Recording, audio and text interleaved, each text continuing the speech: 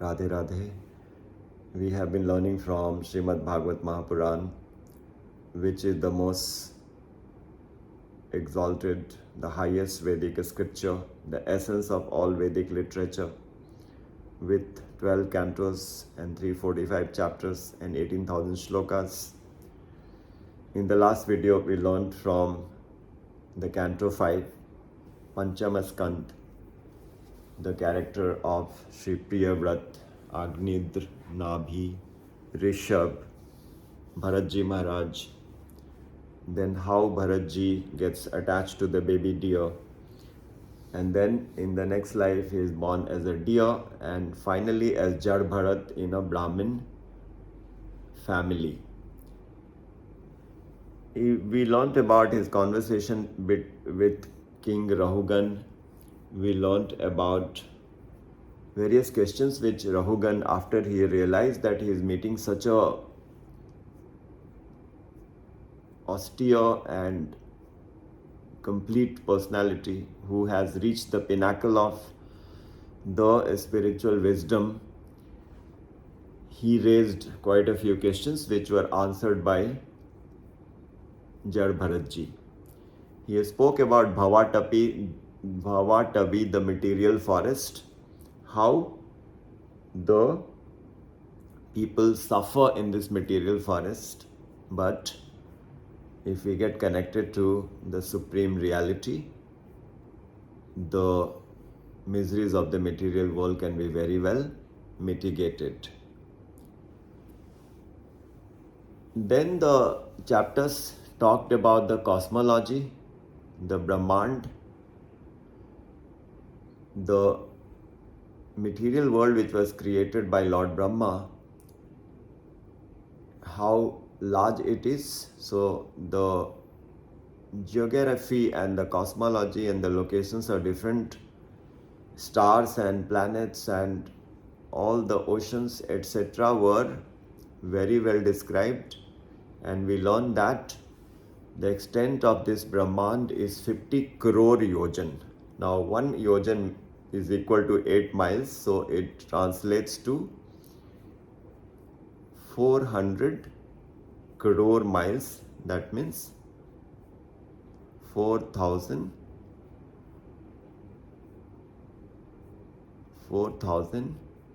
million miles, or 4 billion miles. So this is absolutely amazing to learn that our earth, the diameter is only 1000 yojan, 8,000 miles, and here we are talking about 4 billion miles. That is the extent of the Brahmand. So we can understand how little and small the globe in which we live is. And then in the video we described the position of the sun, the moon, the planets, the graha, the nakshatras, the rashis, the 7 lokas in the upper planetary system and the 7 lokas in the lower planetary system.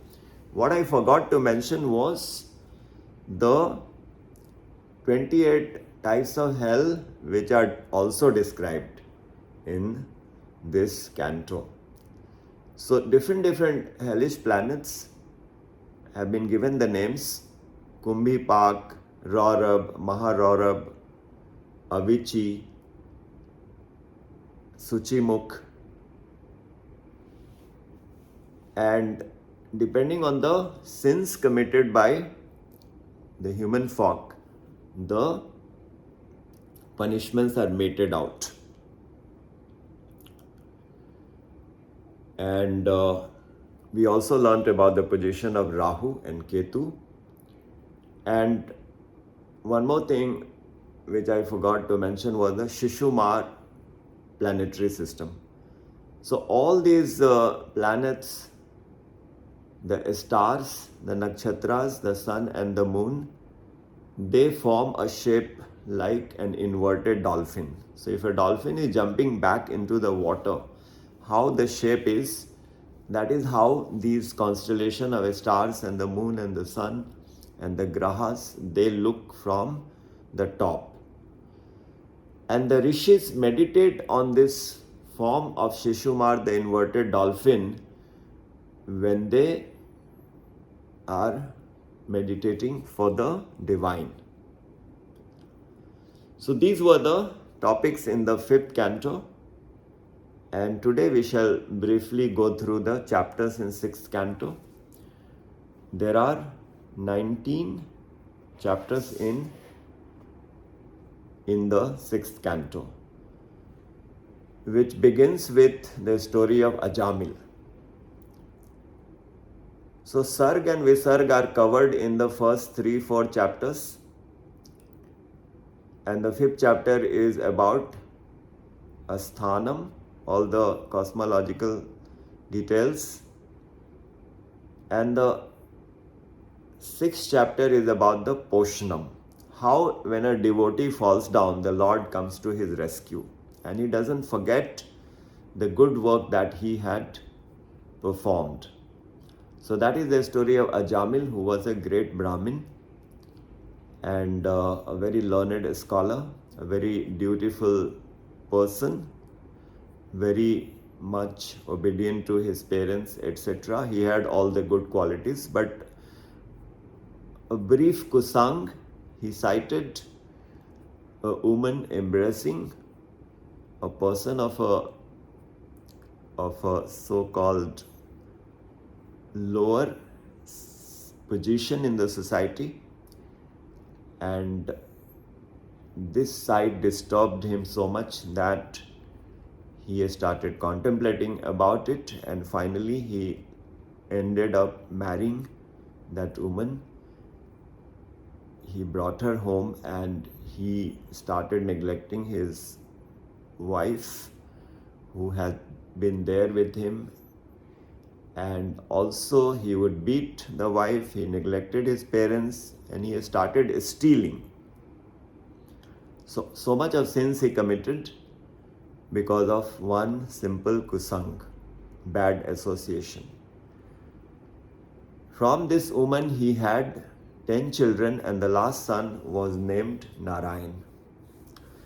He reached the age of 88, and at the age of 88 he was lying down on his deathbed, and he cited the Yamaraj who had come to take him, and that is when he called out his youngest son Narayan, whom he loved so much. Now this chanting of the name Narayan by Ajamil attracted the attention of Vishnudoot, and they also appeared there. So then there was a conversation between the Vishnudoot and the Yamadoot, and finally the Vishnudoot prevailed. The Yamadoots went and complained to Yamaraj that this was not appropriate. We were doing our duty, but we were not allowed to do that. Then Yamaraj explains there is a power, there is an authority which is above him, and that authority decided that Ajamil needs another chance because of his past, because of his calling out the name Narayana in the last moment. And then Ajamil realized all his deeds. He went to Haridwar, Gangadwar. He did all austerities and devotional services, and finally he realized the Supreme. That is the story of Ajamil, and that is how this topic talks about the Poshnam, the elevation of the fallen devotees. And also we should remember that Parikshit Maharaj had talked about the hellish planets, that is there a mitigation and the ways to avoid going to this Narak.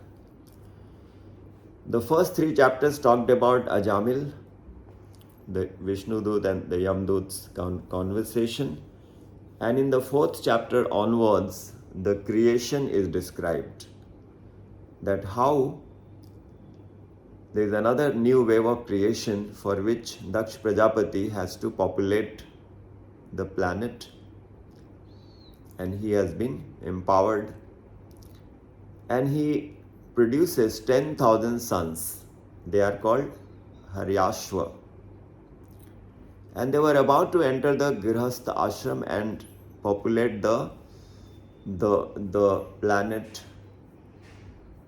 But Narad Ji appears there, he preaches them, and their mind is completely turned.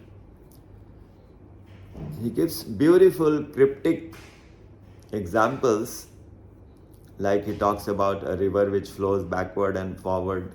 This is a beautiful, great description which is outside the scope of this brief narration, and that changes the minds of these 10,000 sons, and they decide not to enter the Grihastha ashram, they become sannyasis.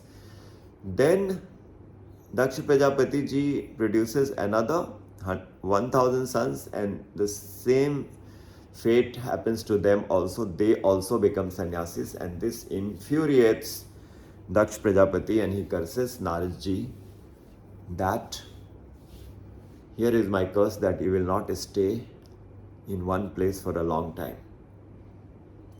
That is how Narad Ji, we can understand that he is roaming about all the lokas all the time. So what happened after the population was not growing because the sons had taken sannyas? So now Daksh Prajapati produced 60 daughters.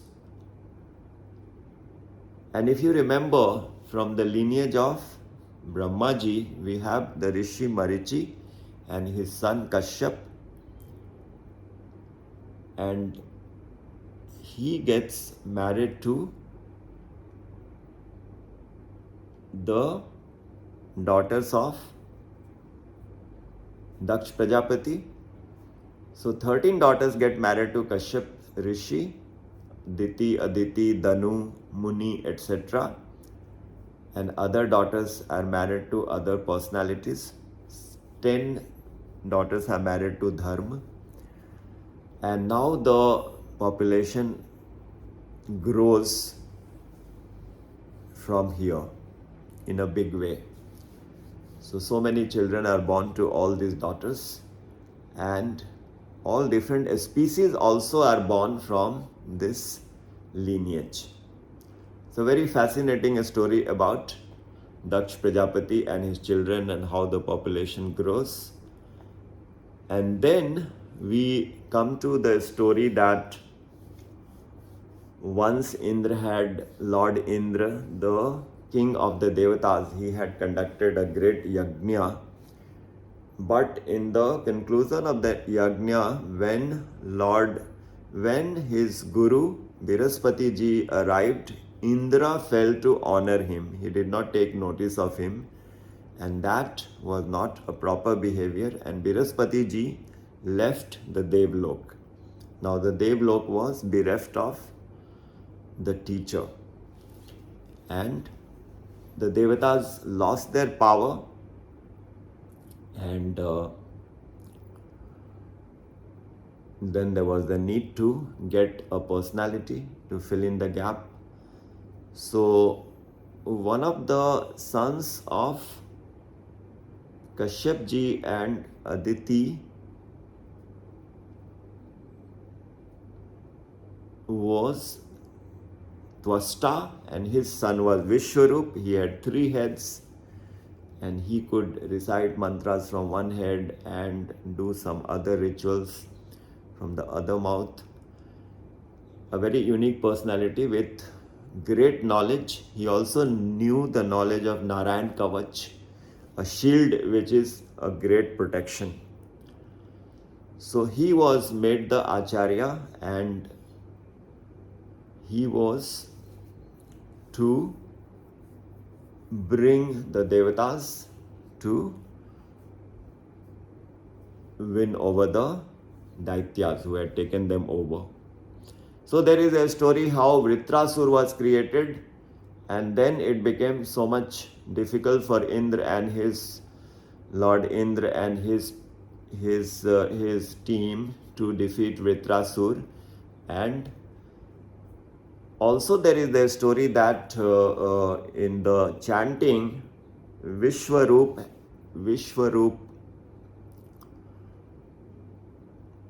said some mantras which favored the Daityas also, and Indra did not like that at all, and he chopped the heads of Vishwaroop. So he did a Brahmahatya. Now the Brahmahatya, the sins were very much severe, and Indra had to serve the penance. And Vishwaroop's father was very angry at this, and he was instrumental in creating this personality called Vritrasur, who was so ferocious and so strong that none from the Devlok could overcome his power. And Indra is also doing the penance, he is atoning his sins, but his sins were distributed to the four entities: the earth, the trees, the land, and the water. Sorry, the earth, the trees, the water, land and earth are the same, and the women. In equal proportion, 1/4 of the sin was taken by water, but in the exchange of the boon the water received, the punishment, the curse was that water will develop foam and the dirt. In exchange of the boon that earth received for accepting this curse, that if a hole is dug in the earth, it will fill up. The curse was that there will also be desert and barren land. The trees were cursed that they will develop the gum, that sticky element, from their trunk. But the boon which was exchanged for the curse was that if a branch is cut, it will grow back again. And for the women, the Bhagavat Mahapuran informs that they were given the boon that they could have the union with their spouse, with the husband, all the days, but they were given this Masik Dharma, the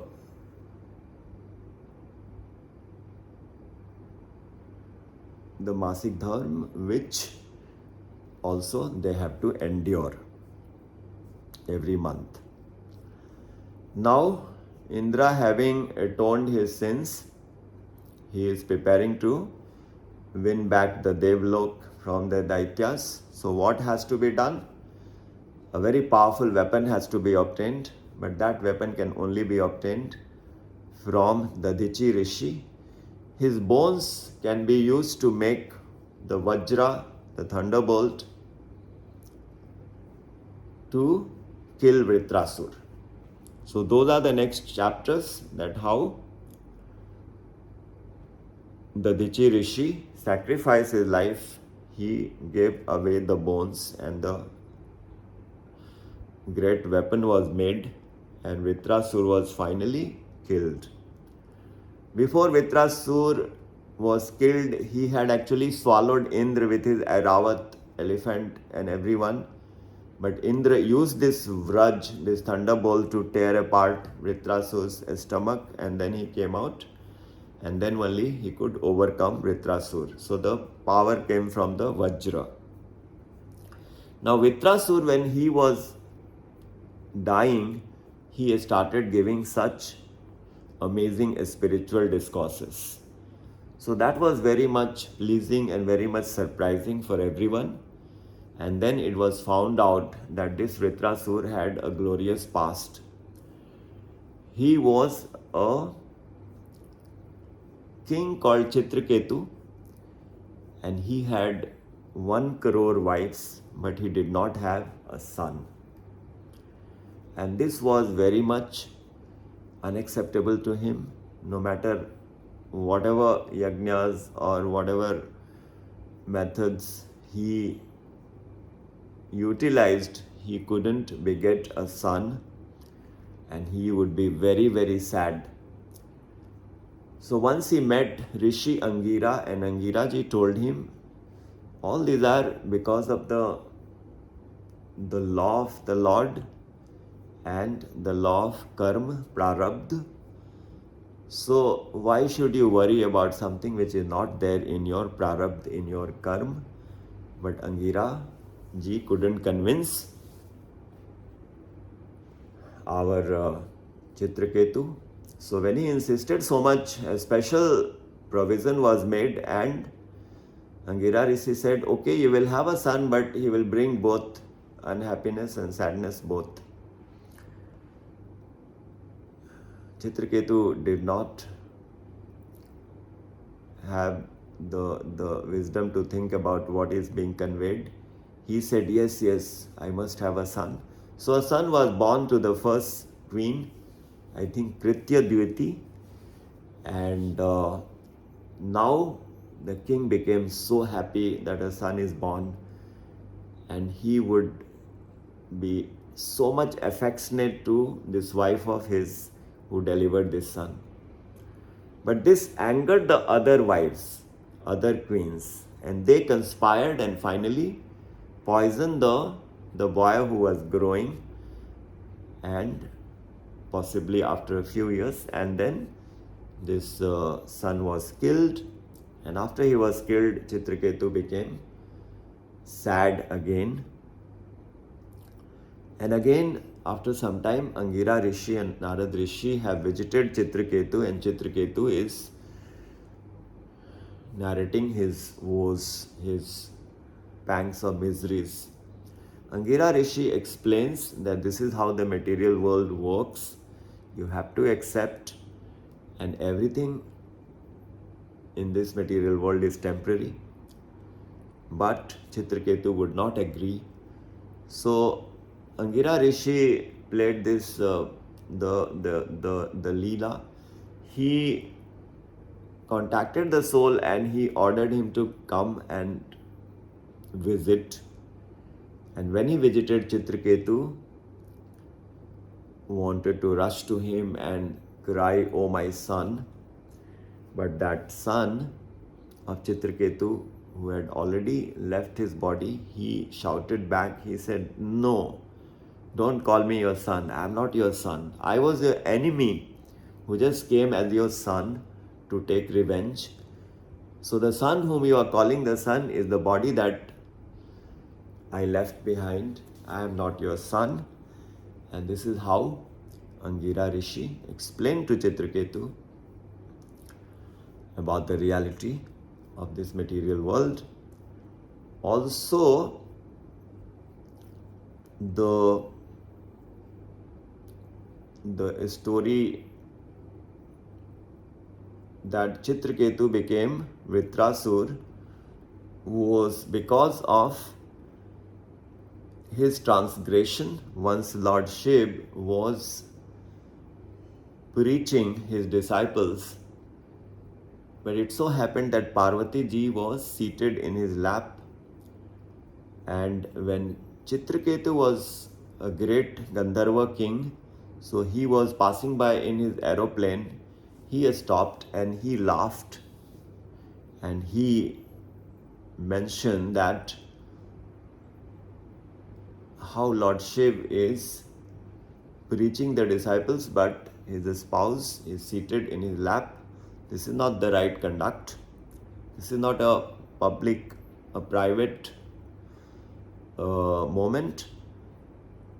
Now Shivji did not react, but Parvati ji reacted, and finally he was cursed. Parvati ji cursed him to become a demon. But Chitraketu, instead of getting offended, he accepted the curse and he admitted his transgression and said such words of wisdom which were appreciated by everyone. So that was his unique personality. Vritrasur in the current form, and in the previous life he was Chitraketu. So his story is a very dominant story in this canto. And finally, in the last two chapters, we read about how Diti was very much unhappy that her two sons Hiranyaksha and Hiranyakashipu were killed. As we know that Kashyapji's other wife is Diti, and Hiranyaksha and Hiranyakashipu were the two sons. And they were killed, and Diti wanted to blame Indra for this, and she wanted a son who would be very much powerful and who could defeat Indra. That was her plan. So when she approached her husband Kashyapji with this request, Kashyapji said, this is possible, but you have to undergo great austerities. You have to do this, so many methods. You cannot sleep without rinsing your mouth properly. You cannot bathe in this manner.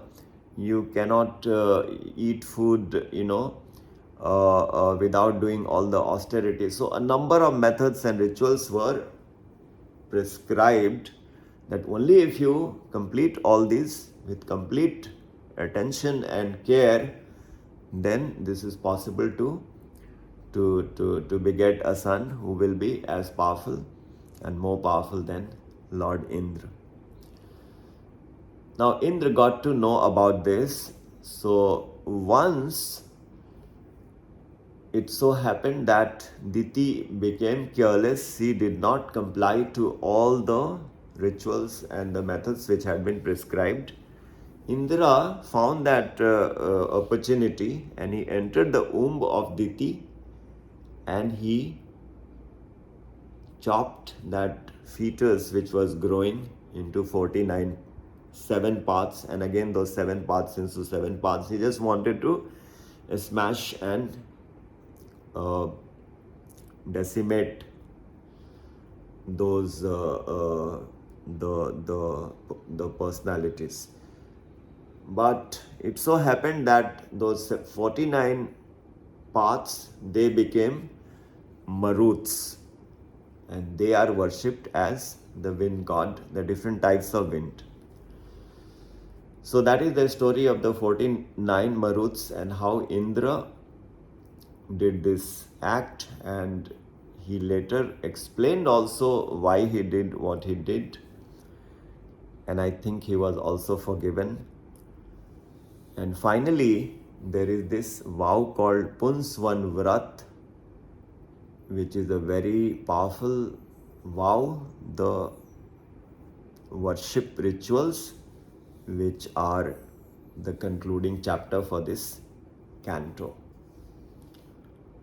So that's a very brief, very brief recapitulation of the 6th canto. So in this session, we are only coming out with about 30 minutes videos for each canto, just to give a glimpse and to freshen up the personalities and the key episodes and the stories.